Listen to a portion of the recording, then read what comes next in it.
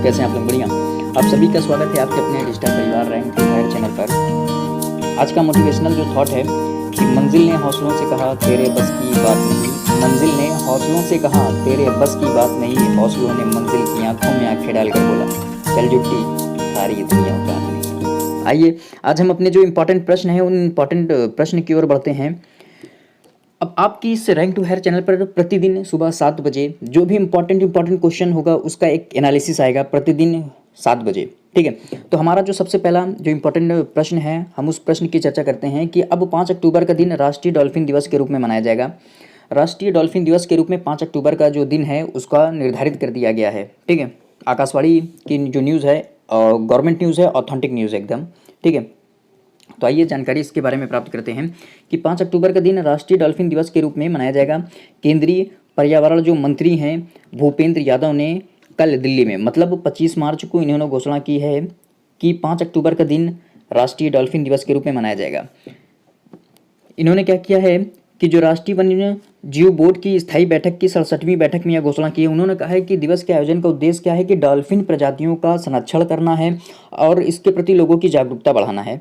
बैठक में स्थायी समिति ने कई महत्वपूर्ण नीतिगत मुद्दों, राज्य सरकारों और केंद्र शासित प्रदेश प्रशासन द्वारा जारी वन्यजीव प्रस्तावों पर भी चर्चा की है। पर्यावरण मंत्रालय डॉल्फिन और उसके संरक्षण के लिए कई गतिविधियां भी चला रहा है। स्थायी समिति ने वन्यजीव मंजूरी के लिए 46 जो प्रस्ताव हैं उस पर भी विचार किया है। अब वहीं क्या हुई कि बैठक में लद्दाख और जो उसका सीमावर्ती जो चौकी जो क्षेत्र है रणनीतिक महत्व की परियोजनाएं भी उसमें शामिल की गई हैं। साथ ही साथ जो स्थायी समिति ने सिंचाई सुविधा के लिए हरियाणा में बांध निर्माण के भी प्रस्ताव को क्या किया है उस पर भी सिफारिश की है। और उत्तराखंड में प्रधानमंत्री ग्राम सड़क योजना के तहत सड़क निर्माण की अनुशंसा भी की गई है। ठीक है, अब अगला जो इम्पोर्टेंट प्रश्न है उसकी ओर बढ़ते हैं कि जामनगर में विश्व स्वास्थ्य संगठन पारंपरिक औषधि वैश्विक केंद्र स्थापित करने के समझौता पर हस्ताक्षर हुआ है। पारंपरिक औषधि क्या होती है कि हमारी जो प्राचीन काल से जिन औषधियों का प्रयोग किया जाता रहा है, जो क्या है हमारी घास फूस हो गया, जो भी मतलब पेड़ पौधे के द्वारा जो हमारी औषधि है, जो हमारे भारत की क्या है एक संस्कृति है कि हम भारतीय पारंपरिक औषधि की ओर मतलब ज़्यादा आकर्षित हुए हैं। तो उसी के स्तर पर जामनगर में विश्व स्वास्थ्य संगठन पारंपरिक औषधि वैश्विक केंद्र स्थापित करने पर समझौता हुआ है। आइए इसके बारे में जानकारी प्राप्त करते हैं कि विश्व स्वास्थ्य संगठन और भारत सरकार ने गुजरात के जामनगर में विश्व स्वास्थ्य संगठन पारंपरिक औषधि वैश्विक केंद्र स्थापित करने पर समझौता हुआ है। आपसे पूछा जा सकता है कि पारंपरिक औषधि जो वैश्विक केंद्र है कहाँ पर स्थापित किया जाएगा तथा यह किस अंतर्राष्ट्रीय संगठन के माध्यम से इसकी स्थापना की जाएगी। ये देखिए, अब एक ओवरव्यू एनालिसिस के माध्यम से यही फायदा रहता है कि आप वन लाइनर क्वेश्चन को भी हैंडल कर लेंगे, साथ ही साथ इसके बारे में जो एक ओवरव्यू है संपूर्ण जो जानकारी है उसके बारे में भी आपको जानकारी प्राप्त हो जाएगी। आइए इसके बारे में आगे जानकारी प्राप्त करते हैं कि आयुष सचिव वैद्य राजेश कोटेचा और विश्व स्वास्थ्य संगठन के जो महानिदेशक है अधानम गैब्रेयासिस ने कल जिनेवा में संगठन के एक आयोजन में समझौते पर हस्ताक्षर किया है। 25 मार्च को जिनेवा में संगठन का एक आयोजन हुआ था जिसमें क्या हुआ है इस समझौते पर हस्ताक्षर हुआ है। विश्व स्वास्थ्य संगठन ने कहा है कि पारंपरिक औषधि केंद्र का उद्देश्य क्या है कि आधुनिक विज्ञान और प्रौद्योगिकी के माध्यम से पूरे विश्व की पारंपरिक औषधियों की क्षमता का पता लगाना है और जन स्वास्थ्य में सुधार के लिए इसका प्रयोग करना है। संगठन के जो महानिदेशक है विश्व स्वास्थ्य संगठन के जो महानिदेशक हैं डॉक्टर गैब्रियासिस ने कहा है कि पूरे विश्व के असंख्य लोग के लिए पारंपरिक जो औषधि है अनेक रोगों के उपचार का पहला कदम है। उन्होंने कहा कि सभी लोगों के लिए सुरक्षित और प्रभावी जो उपचार है सुनिश्चित करना विश्व स्वास्थ्य संगठन का एक मिशन है। उन्होंने इस दिशा में भारत सरकार के सहयोग की सराहना की है। ठीक है, आइए अगला जो इम्पोर्टेंट प्रश्न है उसकी ओर बढ़ते हैं, उसका एनालिसिस करते हैं कि गैर सरकारी संगठनों निजी स्कूलों और राज्य सरकार के साथ साझेदारी में 21 नए सैनिक स्कूलों के गठन को मंजूरी दी है। देखिए, सैनिक स्कूल है तो रक्षा मंत्रालय के अंतर्गत आता है, तो रक्षा मंत्रालय ने गैर सरकारी संगठन निजी स्कूलों और राज्य सरकारों के साथ साझेदारी में 21 नए सैनिक स्कूलों के गठन को मंजूरी दी है। अभी देश भर में क्या हुआ था 100 सैनिक स्कूल खोले जाने की सरकार ने योजना प्रस्तुत की थी बजट में। तो 100 सैनिक स्कूल खोले जाने की योजना में यह प्रारंभिक जो चरण है जिसमें 21 नए सैनिक स्कूल खोले जाएंगे। नए जो स्कूल खोले जाएंगे वर्तमान सैनिक स्कूलों से अलग होंगे। ये सैनिक स्कूल अपने अपने संबंधित शिक्षा बोर्डों के अलावा सैनिक स्कूल सोसाइटी के तत्वाधान में कार्य करेंगे और सोसाइटी द्वारा जो भी निर्धारित पार्टनरशिप मोड के अंतर्गत नियमों और विनियमों का पालन करेंगे। ठीक, 100 सैनिक स्कूलों की स्थापना का उद्देश्य क्या है कि विद्यार्थियों को जो नई जो शिक्षा नीति है, राष्ट्रीय शिक्षा नीति के अनुरूप क्या गुणवत्तापूर्ण शिक्षा प्रदान करना और उन्हें सशस्त्र बलों में भर्ती होने सहित भविष्य में नए अवसर प्रदान करना है। इससे युवाओं को कल के जिम्मेदार नागरिक बनने और राष्ट्र के निर्माण की दिशा में काम करने का भी अवसर मिलेगा। कि सैनिक स्कूल है तो लोग को क्या शुरू से ही क्या डिसिप्लिन बनाया जाएगा, मतलब जो सशस्त्र बल हैं उन सशस्त्र बलों के प्रति क्या उनकी जागरूकता को बढ़ाया जाएगा ताकि वो देश के निर्माण में अपना योगदान कर सकें। ठीक है, तो इसके लिए क्या है कि राष्ट्र की दिशा में काम करने का भी उनको अवसर मिलेगा। इस कदम से निजी क्षेत्र सरकार के साथ कंधे से कंधा मिलाकर काम कर सकेगा। मंत्रालय ने कहा है कि इन स्कूलों में सैनिक स्कूलों की तरह ही कक्षा 6 में दाखिला दिया जाएगा। ये इंपॉर्टेंट प्रश्न जो है उसके बारे में जानकारी प्राप्त करते हैं कि जलवायु परिवर्तन के बारे में जागरूकता बढ़ाने के लिए आज रात मतलब 26 मार्च को रात 8:30 बजे से 9:30 बजे तक अर्थ आवर मनाया जाएगा। आइए इसके बारे में जानकारी प्राप्त करते हैं कि अर्थ आवर क्या होता है। अर्थ आवर आज रात 26 मार्च 2022 को रात 8:30 बजे से 9:30 बजे तक मनाया जाएगा। यह जलवायु परिवर्तन की रोकथाम, मतलब जो जलवायु अत्यधिक तेजी से जलवायु जो परिवर्तन हो रहा है उसकी रोकथाम करने साथ ही पर्यावरण के संरक्षण के लिए जमीनी स्तर पर विश्व का सबसे बड़ा आंदोलन है। इसमें क्या होता है कि दुनिया भर के लोग 1 घंटे के लिए जो अनावश्यक जो लाइट होती है उसको बंद करते हैं और साथ ही साथ जलवायु परिवर्तन के खिलाफ क्या होते हैं, एकजुट होते हैं। अब इसकी शुरुआत कहाँ से हुई, आइए इसके बारे में जानकारी प्राप्त करते हैं कि अर्थ आवर जो है इसकी शुरुआत कहाँ से हुई। वर्ष 2007 में ऑस्ट्रेलिया के सिडनी में एक प्रतीकात्मक लाइट आउट कार्यक्रम के रूप में इसकी शुरुआत हुई थी। हर साल मार्च के अंतिम शनिवार को, ये इंपॉर्टेंट है कि अर्थ आवर जो मनाया जाता है वो हर साल मार्च के जो अंतिम शनिवार होता है उसको मनाया जाता है। 180 से अधिक देशों में अर्थ आवर मनाया जाता है। यह आयोजन सामूहिक और व्यक्तिगत रूप से पृथ्वी को कार्बन रहित करना, लोगों को कार्बन रहित करने के जो प्रयास हैं उसके प्रति लोगों को एकजुट बनाता है। और जो इसकी थीम है अर्थ आवर की 2022 की वो है कि हमारे भविष्य का निर्माण।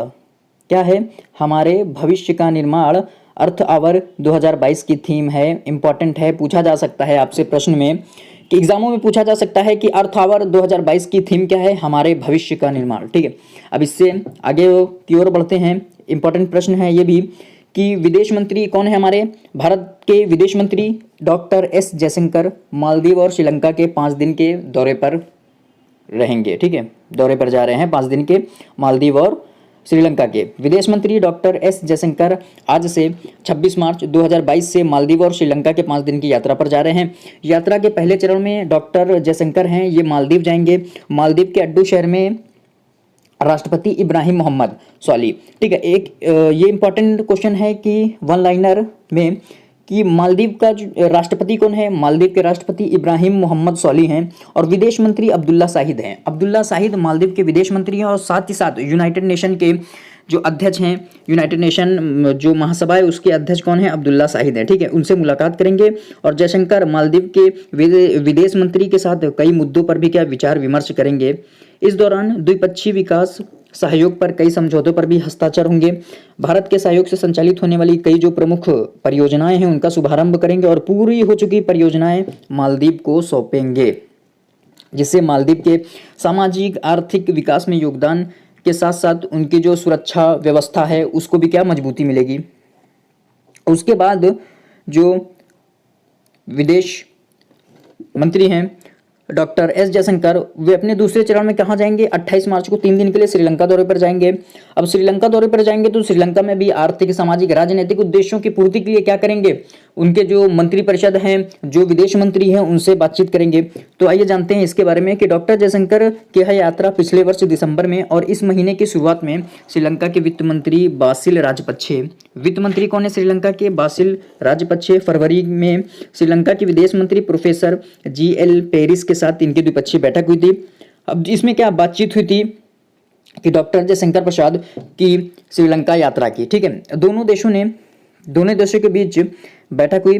भारत के प्रति श्रीलंका की प्राथमिक वास्तविकता उजागर होती है। ठीक है, डॉक्टर जयशंकर 29 मार्च को कोलंबो में होने वाली जो बिम्स्टेक मंत्री स्तरीय बैठक है उसमें भाग लेंगे। 29 मार्च 2022 को क्या होगा, बिम्स्टेक की मंत्री स्तरीय जो बैठक है उसमें कौन, डॉक्टर जयशंकर प्रसाद भाग लेंगे। विदेश मंत्रालय के वक्तव्य में कहा गया है कि मालदीव और श्रीलंका हिंद महासागर क्षेत्र में भारत के प्रमुख पड़ोसी हैं। प्रधानमंत्री के सागर और पड़ोस प्रथम की नीति के दृष्टिकोण से उनका विशेष स्थान है। पड़ोस प्रथम की नीति में हमारा जो पड़ोसी हैं उनको क्या प्राथमिकता दी जाती है, श्रीलंका हो गया, हमारे जो मालदीव हो गया, इनको प्राथमिकता दी जाती है। डॉक्टर जयशंकर की इस बात का यह प्रमाण है कि भारत मालदीव और श्रीलंका के साथ अपने घनिष्ठ और मैत्रीपूर्ण संबंधों को कितना महत्व देता है। ठीक, क्या हुआ है कि डॉक्टर जयशंकर प्रसाद 29 मार्च को जो बिम्स्टेक की मंत्री स्तरीय बैठक है उसमें बैठक में भाग लेंगे और साथ ही साथ ये एक इम्पॉर्टेंट प्रश्न इसी बिम्स्टेक की जो सम्मेलन है, बिम्स्टेक का जो शिखर सम्मेलन है, इसी के बिम्स्टेक के शिखर सम्मेलन से एक इम्पॉर्टेंट प्रश्न और निकल के आता है कि प्रधानमंत्री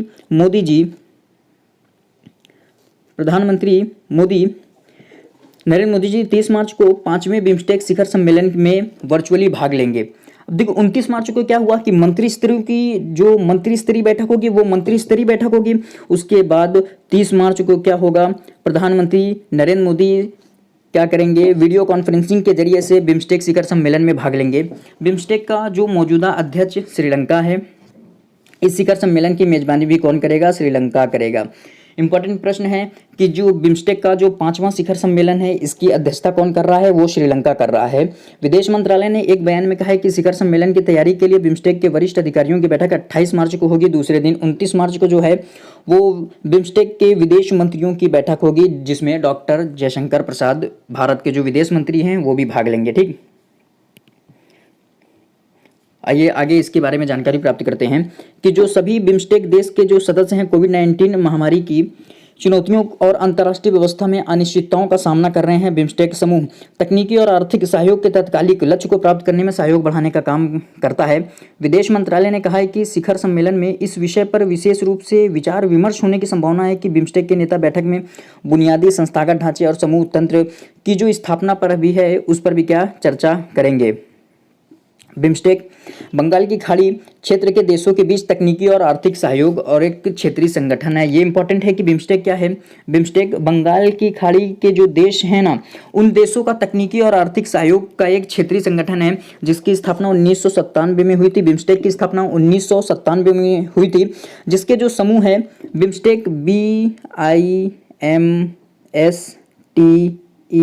BIMSTEC, Bangladesh, India, Myanmar, Sri Lanka, Thailand और और जो सी बचे हैं वो बाद में जुड़े थे, नेपाल हो गया और साथ ही साथ कौन, भूटान हो गया। ठीक है, ये 7 देश हैं जो बिम्स्टेक के सदस्य देश हैं, जिसमें बांग्लादेश, इंडिया हो गया, उसके बाद म्यांमार, श्रीलंका, थाईलैंड, फिर कौन है आपका, नेपाल हो गया और भूटान हो गया। ठीक, और आज बांग्लादेश के संदर्भ में एक इम्पॉर्टेंट बात है कि बांग्लादेश आज 26 मार्च 2022 को स्वतंत्रता की 52वीं वर्षगांठ और तथा राष्ट्रीय दिवस मना रहा है। बांग्लादेश 26 मार्च 2022 को 52वीं वर्षगांठ और राष्ट्रीय दिवस मना रहा है। 26 मार्च 1971 को आधी रात को बांग्लादेश क्या हुआ था, पाकिस्तान से अलग होकर एक नया राष्ट्र बना।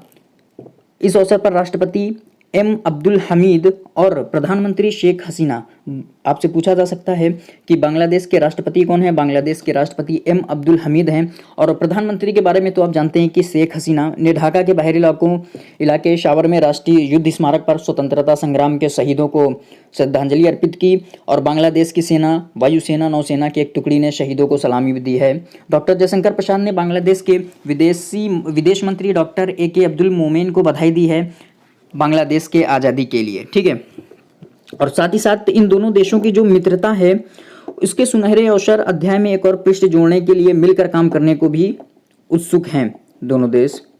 आपके सामने आज का एक और जो मोटिवेशनल थॉट है कि ये राहें ले ही जाएंगी मंजिल तक, ये राहें ले ही जाएंगी मंजिल तक, हौसला रख। कभी सुना है कि अंधेरों ने सवेरा ना होने दिया, कभी सुना है कि अंधेरों ने सवेरा ना होने दिया, क्योंकि सूरज उगता है तो सूरज ढलता भी है और ढला है तो उगेगा जरूर। ठीक है। तो चलिए आगे बढ़ते हैं आज के जो हमारा इंपॉर्टेंट प्रश्न है उसकी ओर।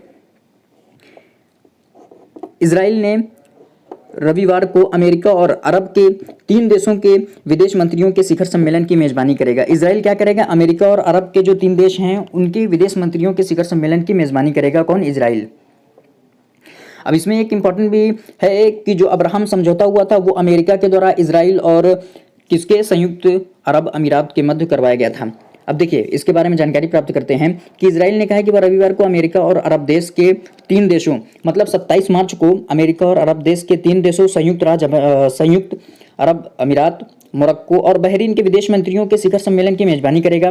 बैठक 2 दिन चलेगी। इजराइल के विदेश मंत्रालय ने कहा है, ये जानकारी दी है 2022 में इन 3 देशों के साथ अमेरिका की मध्यस्थता से इजराइल के संबंधों को सामान्य बनाने के लिए अब्राहम एकॉर्ड हुआ था, अब्राहम समझौता हुआ था। ठीक है, अब इसके बारे में भी जानकारी प्राप्त कर लेते हैं कि इस सप्ताह की शुरुआत में संयुक्त अरब अमीरात के जो शासक हैं शेख मोहम्मद ने मिस्र में इजराइल के प्रधानमंत्री नफ्ताली बेनेट, अब ये इंपॉर्टेंट है कि एग्जाम में पूछा जाता है कि इजराइल के प्रधानमंत्री कौन है? इजराइल के जो प्रधानमंत्री हैं वो नफ्ताली बेनेट हैं और मिस्र के राष्ट्रपति अब्देल फताह अल सीसी हैं। इन दोनों के मध्य क्या हुई? मुलाकात हुई। अब मुलाकात हुई तो दोनों ने क्या किया? इस बीच घटना में अन्य घटनाक्रम में जॉर्डन के शासक अब्दुल्ला द्वितीय की मेजबानी में कल मिस्र के राष्ट्रपति अब्देल फताह अल सीसी, इराक के प्रधानमंत्री मुस्तफ़ा अल कदीमी और अबू धाबी के राजकुमार शेख मोहम्मद बिन जायद अल नहयान के दक्षिणी जॉर्डन के अकाबा शहर में बैठक हुई थी।